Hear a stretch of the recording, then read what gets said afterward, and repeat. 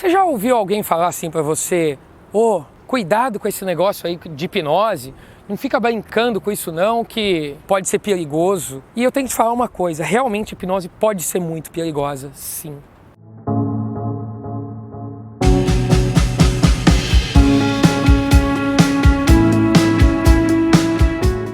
Principalmente quando a gente faz hipnose de rua, algumas pessoas têm uma tendência a olhar e falar assim: nossa, esses moleques aí brincando de hipnose, que coisa sem ética, isso pode ser perigoso. Calma, não é bem por aí. Porém, a gente precisa sim ter alguns cuidados quando a gente vai hipnotizar na rua e também dentro da clínica. E é sobre isso que eu quero falar nesse vídeo. Então fica até o final que eu vou falar sobre hipnose de entretenimento e hipnose clínica. Quais são os problemas que a gente pode ter? Quando a gente fala de hipnose de entretenimento, de fazer a pessoa esquecer o próprio nome, de fazer a pessoa alucinar e ver alguma coisa, não é isso necessariamente que pode causar algum dano para a pessoa. Eu já vi muitas vezes as pessoas fazendo induções de choque na rua, só que de uma forma despreparada, das pessoas darem um arm pull e a pessoa cair de cara no chão, ou então fazendo um hand drop e a pessoa desabando para frente. E esse tipo de coisa, sim, é o que vai causar algum tipo de problema para a pessoa. Não esquecer o nome, alucinar, né? Porque às vezes as pessoas acham que, nossa, parece que ela nunca mais vai lembrar, parece que vai explodir a mente dela e vai ter algum problema colateral, mas não. O problema é o risco físico. As pessoas caírem no chão, se machucar, de fazer uma reindução e esquecer de dar uma sugestão de segurança. Às vezes você está fazendo algum tipo de indução e a pessoa ela vai relaxando a um ponto que as pernas vão ficando meio moles, ela vai meio afundando, ela vai, né, fica parecendo um boneco de pano e vai caindo. E se você, como hipnotista, não se atenta a esse tipo de coisa, a pessoa pode cair de joelho no chão, cair, se machucar. Então é importante que quando você perceber que a pessoa está muito relaxada e está balançando, correndo o risco de se machucar, é importante que você dê a sugestão: fique firmes no chão. Mantenha seus pés firmes, fique equilibrado, bem seguro, porque a pessoa que está ali, de olhos fechados, em transe, ela está ouvindo tudo que você está falando. Então não tem problema nenhum. Então você fala: isso, calma, relaxa, muito bem, afunda, desliga, porém mantenha suas pernas cada vez mais firmes. As pernas ficam firmes, rígidas, bem seguras, presas no chão, e seu corpo fica equilibrado. E aí você vai segurando, apoiando. É bom você dar um apoio no ombro, dar um apoio no corpo, enquanto a pessoa se estabiliza. Quando você sentir que ela já está ali firme e tal, às vezes fica só com o pescoço mesmo, né, abaixado, enfim, ela já tá estabilizada. Então a pessoa aprende. Então você entrar em hipnose é um aprendizado. E você, como hipnotista, ensina a pessoa a manter-se segura durante o processo hipnótico. Isso se ela estiver em pé. Se ela estiver sentada, já não vai ter nenhum problema em relação a isso. O que pode acontecer a mais de problema? Quando as pessoas têm uma tendência a algum tipo de surto psicótico, quando a pessoa tem... Se eu sei, por exemplo, que a pessoa tem um histórico familiar de psicose, né, esquizofrenia, alguma coisa do tipo, a chance estatística dessa pessoa também vir a desenvolver é maior do que as outras pessoas. Pode ser que ela nunca desenvolva, mas existe uma probabilidade, porque a gente sabe que esquizofrenia tem uma questão genética envolvida bem forte. Agora, essa pessoa pode ser que ela nunca surte? Pode ser. Mas se ela tiver uma tendência e realmente for surtar, for sair da caixinha, isso pode acabar acontecendo em qualquer momento. Não necessariamente na hipnose. Pode acontecer ela vendo um filme, jogando videogame, praticando um esporte. Eu já conheci casos de esquizofrênicos que surtaram na hora da apresentação do trabalho de conclusão de curso na faculdade. foi uma pressão tão grande que a pessoa surtou. Mas, porém, entretudo, todavia, hipnose ainda é uma coisa não tão comum no dia a dia das pessoas. Então, se você está hipnotizando, acontece um caso desse com você e a pessoa surta, com certeza vão falar para você, foi por causa da hipnose.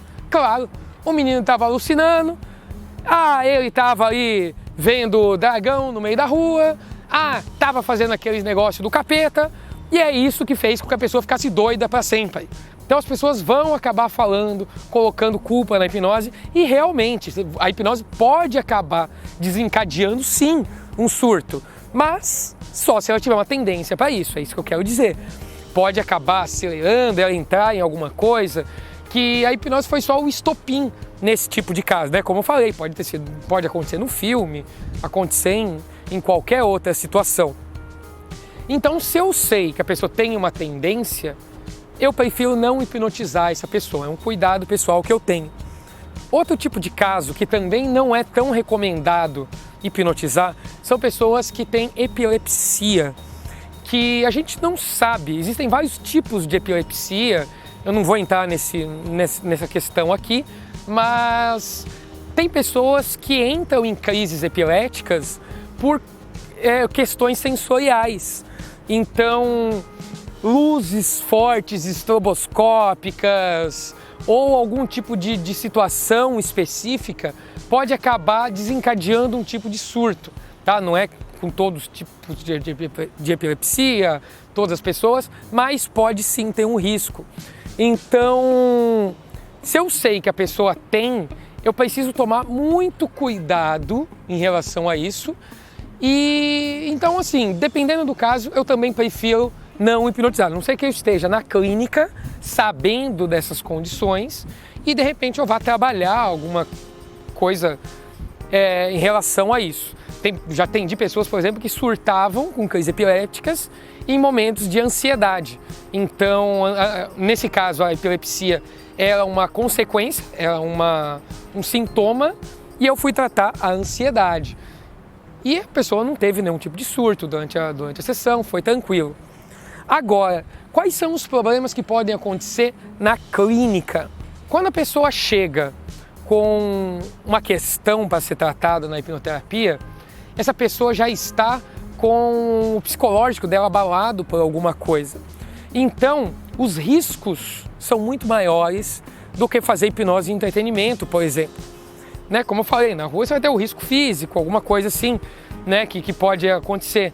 Porém, na clínica, você precisa ter um conhecimento técnico muito maior, porque se você faz, por exemplo, uma regressão sem saber o jeito correto de se fazer uma regressão, você pode acabar colocando uma memória falsa e você pode acabar jogando as suas crenças em cima daquela pessoa. Você pode acabar, ou seja, piorando a situação psicológica dela em vez de ajudar. Por isso que é importante, por isso que eu falo muito sobre isso, né, nos meus cursos, já falei muito nos vídeos aqui também, sobre a importância de o terapeuta desenvolver o raciocínio clínico, que é você ter uma base teórica, conhecer abordagens da psicologia, entender o que a psicologia fala, antes de se envolver com hipnoterapia, antes de você se propor a atender pessoas na clínica. Porque pode acontecer de você ativar algum tipo de gatilho que ela tenha e acabar virando uns surtos ou acabar virando crises de depressão, crises de ansiedade. Então, quando a pessoa está com o psicológico abalado, ela está colocando a confiança em você como terapeuta.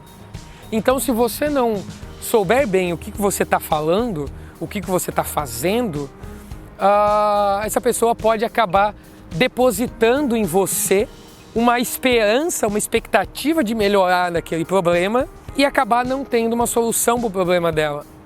Então é muito importante você deixar bem claro qual que é a função do seu cliente no processo terapêutico, né? Saber que, como eu já falei aqui anteriormente, a pessoa precisa se engajar no processo, querer mudar tudo isso. Porém, se você não sabe a forma correta de se falar isso, pode ser que ela tenha depositado toda a esperança dela, expectativa nesse tipo de tratamento e ela não saiba como fazer para fazer a parte dela. Então essa habilidade do terapeuta tem que ser extremamente bem treinada, você tem que ter um jogo de cintura para poder explicar bem isso para as pessoas, porque isso pode ser um risco muito grande.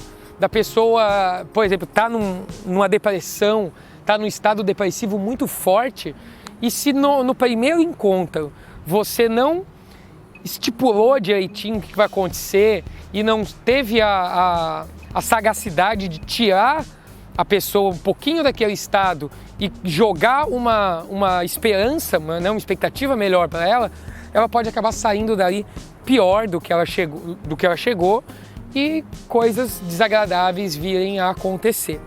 Então, esses são alguns riscos da hipnose. Se você conhece mais alguns, deixa seu comentário aqui embaixo, deixa o like aqui no vídeo também, que é bem importante para a divulgação dos vídeos aqui do canal. Se você é novo por aqui, se inscreve que todos os dias tem vídeo aqui no canal. Um grande abraço e até a próxima. Ó, falei bonito, hein? Ó, esse foi sério. Foi melhor do que eu